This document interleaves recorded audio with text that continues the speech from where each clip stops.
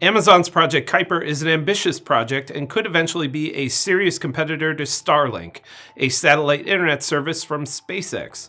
But that's only if Amazon can start building its satellites a little faster. According to Bloomberg, Project Kuiper has run into production delays.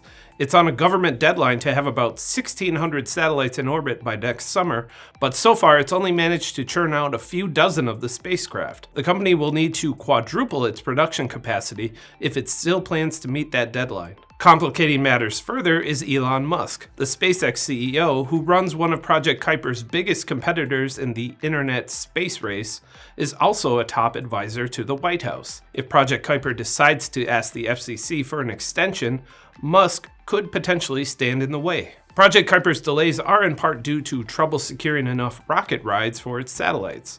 But Amazon is also reportedly dealing with faulty components from suppliers and the constraints of its own limited aerospace manufacturing prowess. As the report points out, Amazon is building its fancy satellites all on its own, instead of seeking help from partners. Amazon last year opened its new Project Kuiper manufacturing hub in Washington. The 172,000 square foot factory, which is filled with a wide variety of custom equipment, is designed to pump out 5 satellites per day, but only if it reaches its peak capacity. Project Kuiper is scheduled to send 27 satellites into low Earth orbit later this month on one of ULA's Atlas rockets. It's one of the heaviest payloads ULA has ever taken on, so the Atlas will be operating at its most powerful configuration, which includes an extra 5 solid rocket boosters.